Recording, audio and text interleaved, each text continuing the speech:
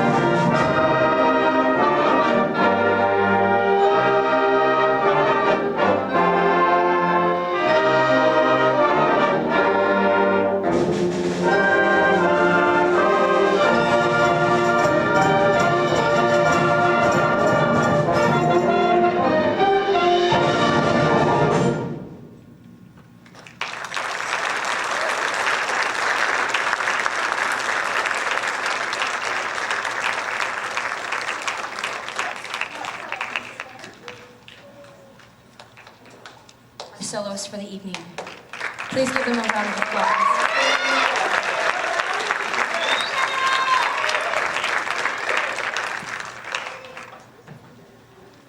How many of you are original Star Trek fans? Any of you out there? Wave your hands, clap a little. Okay. Now we're gonna date ourselves. The 60s. All right.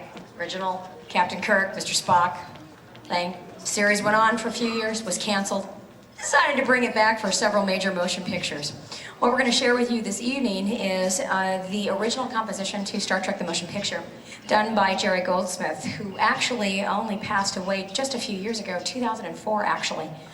He was 75 when he passed away, and he did just over 50 compositions for film and for television. Actually did some with the old Gunsmoke series and many other things before he moved from television into feature films. And he did all the scores for all the original Star Trek films, 1 through 6 actually. And what you're going to hear tonight is what was done originally in the motion picture of the first one. It's going to feature 2 themes, the main Star Trek theme, which you're familiar with if you're an old Trekkian fan. The second one is actually Ilya's theme, which deals with the main female character within the film. And you'll hear that is very slow, very melodic, and very minor, very sad-like, because what happens during the film is actually very sad as she goes through a transition in the picture. If you haven't seen the film, I'll let you rent it and check it out and such, but please enjoy Star Trek the Motion Picture and its 2 themes.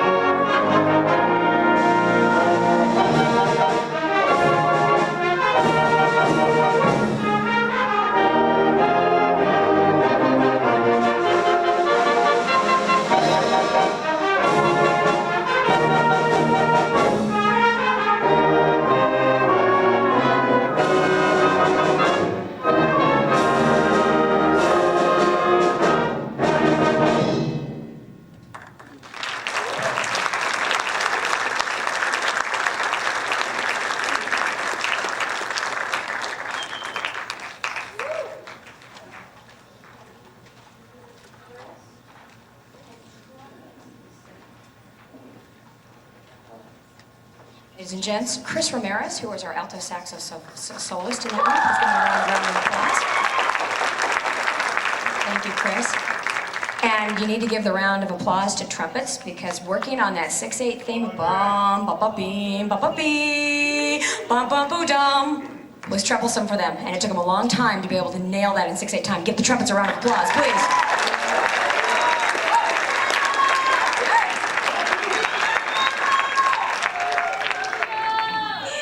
Our next piece for you is a wonderful, wonderful piece that actually depicts the Blue Ridge Mountains in North Carolina. And it goes through many different transitions. You'll hear some extremely powerful and strong moments, like there's a storm coming in. It's been brewing out for a while and coming into the mountain range and such. And you'll hear depictions of soft, colorful days. It's like a beautiful, gorgeous summer day out in the mountains, and you can just feel the crystal clearness of being out there during summertime and enjoying yourself. And so with that, here comes Blue Ridge Saga.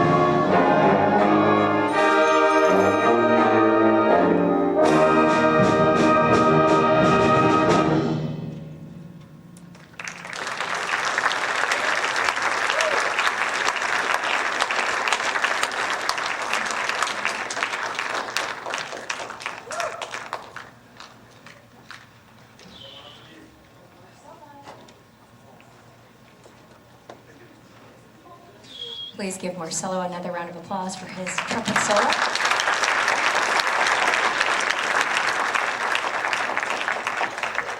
And now we're going to actually transition completely and move into a nice ballad-like form and do a piece by one of my favorite composers, David Holsinger.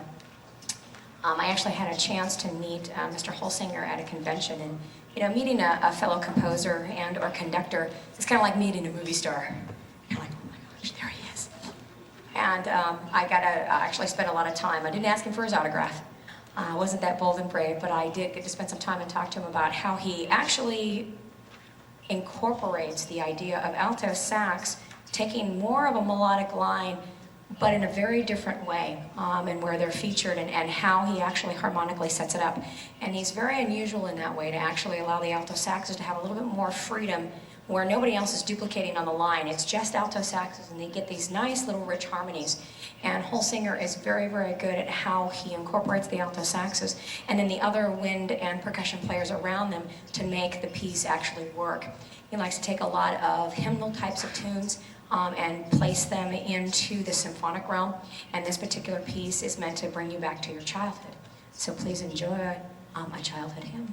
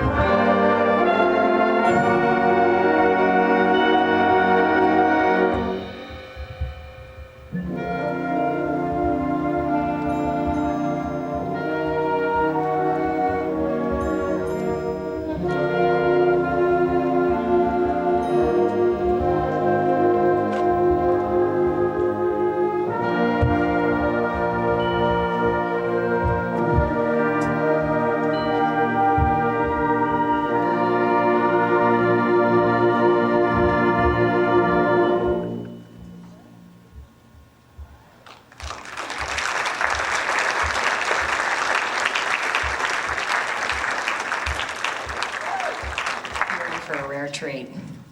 This next one, knock your socks off. All right, Pantheon, brilliant piece. Sweeney, I can't tell you. One, I think this is your favorite piece, is it not? Well, it's not between this and Disney, right? Before Disney it was this, right? Yeah, correct. All right. This one, percussion, just keep moving. They keep transitioning. We incorporate toms and many different percussion instruments. Sweeney is just brilliant as a composer because he does not ignore the percussion section. Typically percussion, you get snare, you get bass drum, a little bit of cymbal action, maybe some bells and mallets and timpani. He goes a step further and adds all these auxiliary percussion pieces and parts to it, and makes you just work for it. And the percussionists have to really concentrate because they're one layer on top of another layer on top of another layer. So the percussion can actually be playing 4 different layers. It's like a great cake with multiple different layers of frosting in different colors. And you've just got all these layers, and percussion add in 4 layers. Brass come in, the low ends are gonna actually add in 2 more layers. Then you're gonna get trumpets with another layer, and then you're gonna get flutes, clarinets, oboe, bassoon, adding in another layer. Before you know it, you got this great 10-layer cake. Who wouldn't love that? I love food, I love cakes, I love cooking, what can I say? You get this great cake, and he just keeps working it and just making sure that everybody has to keep track of their part in their layer because not everything is duplicated. You don't have everybody playing the exact same thing. And so it's just an absolutely brilliant tune. You're gonna love it. Ready? Pantheon.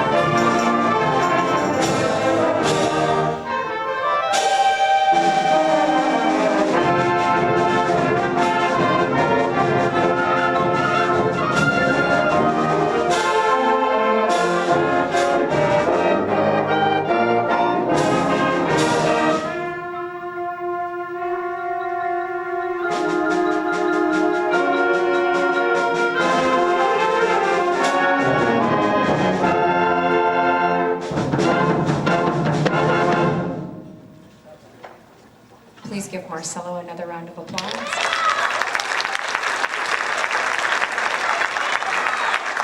And Chris Ramirez and Nicole Covarrubias, please stand also.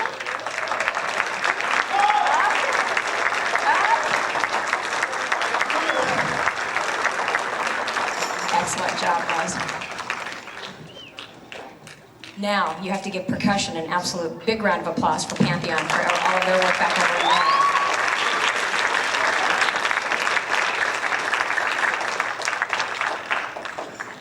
It's a wonderful, wonderful piece. We conclude tonight with one of our favorite pieces, which the students got actually just shortly after our spring break. They were very surprised when I pulled it off the shelf and I said, I decided over spring break we're doing this piece and we're adding to the concert. And they were, right, it's all of my favorite Disney tunes.